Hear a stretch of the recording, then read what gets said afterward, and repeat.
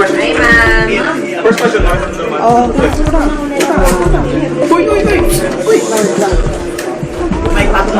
Yes. Oo.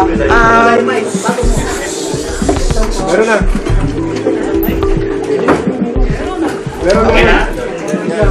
Okay, nagpapasalamat po kami sa ating Senate of the Philippines sa kanilang pag-accommodate and sa kanilang actions sa aming Office of the Vice President budget. Ma'am, bakit dito sa Senate dumalo po kayo pero sa Kamara hindi? What made you decide na dadalo kayo sa budget debates ng Senate? Nandun ako sa plenary. Kamara, Sa plenary. Yes. Hindi na kami umattend doon sa plenary kasi alam naman namin na paulit-ulit lang din yung mga tanong nila unrelated to the submitted budget of the Office of the Vice President. So,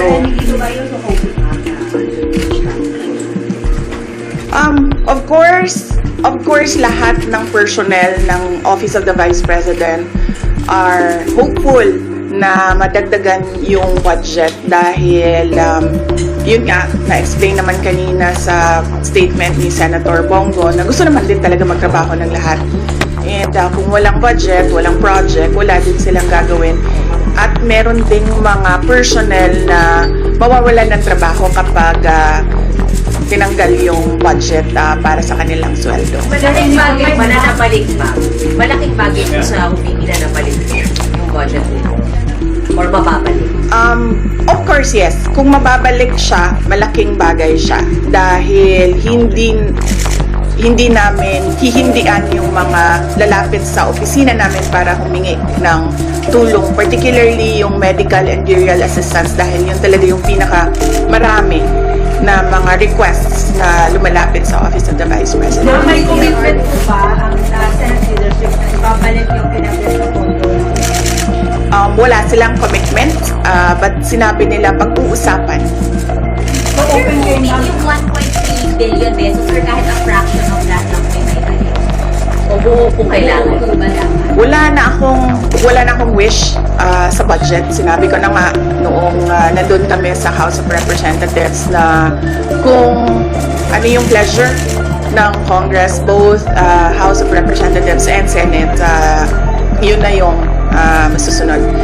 As I said, they have the power of the purse. So kami, susunod lang kami kung ano yung binabudget. Pero kung ano man yung maiwan, kung meron man maiwan, tutuloy pa rin kami sa kung ano yung ipagkasya namin na mga pwedeng serbisyo doon sa ibibigay na budget. If hindi mabalik, may mawawalan po ba ng trabaho sa OVP? Yes, oo. Meron kasi kaming mga OVP personnel na yung charges nila, nakita namin na natanggal. Yung budget source nila natanggal. So, merong talagang mga OVP personnel, particularly sa satellite offices na mawawalan ng trabaho. Marami-rami din yun. Pero, How many are we looking at, ma'am? approximate lang ito sa akin na 200 kasi hindi ko na maalala yung exact number. 200 contract of service personnel. So, karamihan sa mga satellite offices. Meron din dito dahil malaki din yung operations ng National Capital Region or Central Office that we call OVP dito sa NCR. So just in case, pwedeng i-close yung ibang satellite offices, ma'am, kung hindi mo babalik yung Yes, ma'am. The closure of satellite offices is a possibility depending on the budget that we get in the GA. Anong ginagawa ng satellite offices? How will it affect? Well, mahirapan kami kasi ngayon napapabilis yung pagbaba namin ng aming mga projects dahil meron kaming satellite offices. Kumbaga, pag tapon namin ng funding doon sa kanila, merong opisina na sumasalo at gumagamit nung budget, nag-i-implement nung project.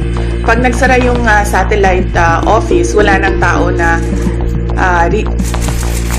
tatanggap nung budget at mag-implement nung project. Would you care to comment about President Duterte po na kumaharap kayo sa investigasyon ng Kamara? Wala. Hindi pa kami nagkausap ni President Duterte and hindi ako nanood noong hearing ngayon sa House of Representatives kasi nag-prepare kami. We didn't know what will happen in the Senate OVP budget hearing, so we were preparing for that. Do you tend to watch Mahat? We'll see. Di maganda yung data ko. Ubus na ata yung data ko eh.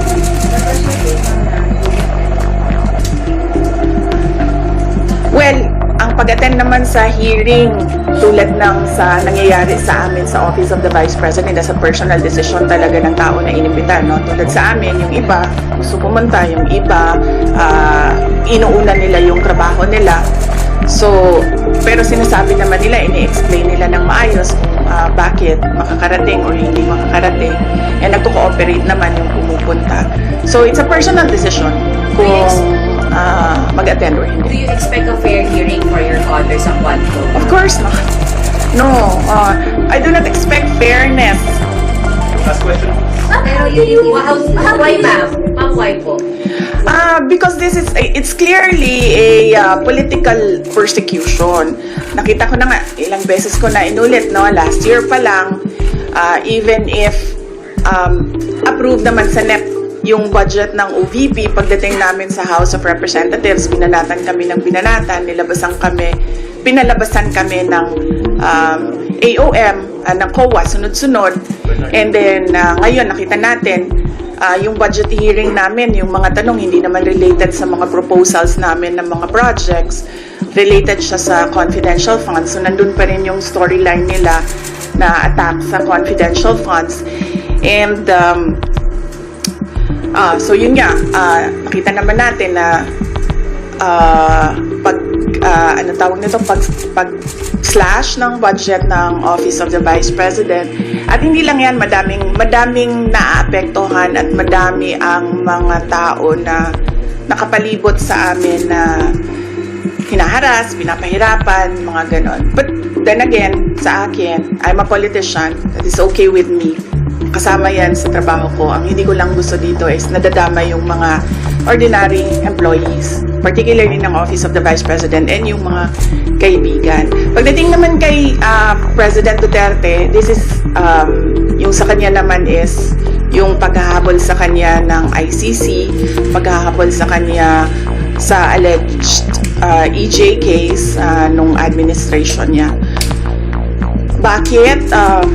Well, one would think siguro kapag hinahabol ka, meron silang gusto na mawala sa iyo.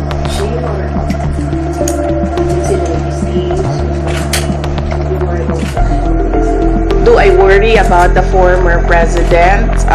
I don't think na pupunta siya dyan kung sa tingin niya hindi niya kaya or mahina siya health-wise. So, he'll be okay. Sorry, bakit tingin nyo hindi magkakaroon ng fair hearing si Pangulo sa Quadco? Why do you think it will not be fair?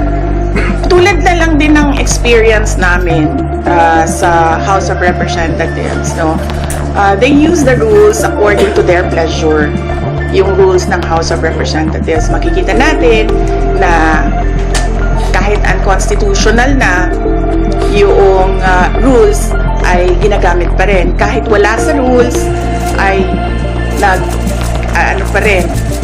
gumagawa sila ng rules as they go along, as they do their hearings.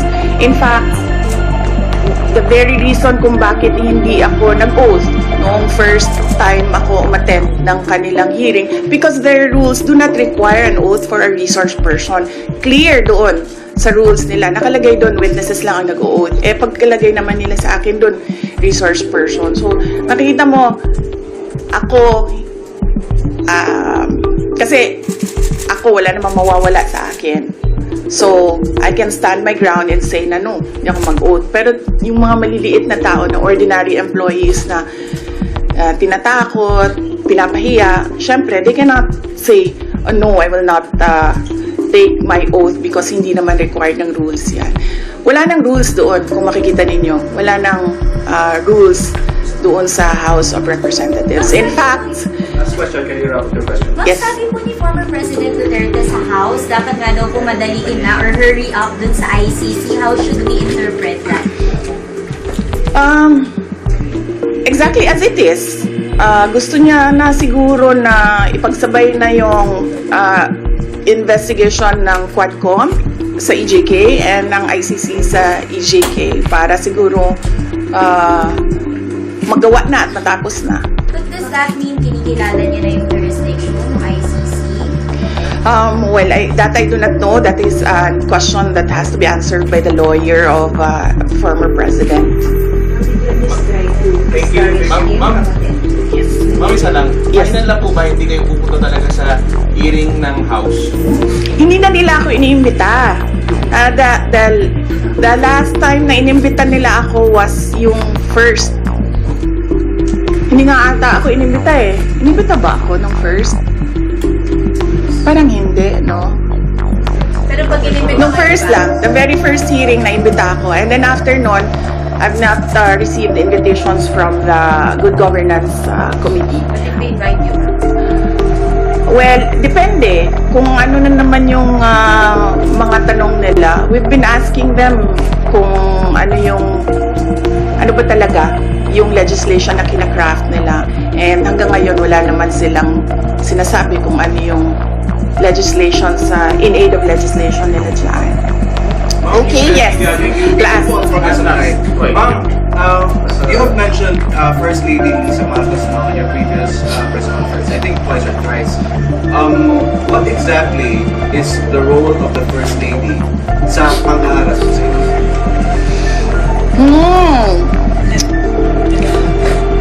Pwedeng, sabi ni JC, sit down daw. Thank you. Magandang hapon. Thank you, Senator. Thank you. Ma'am,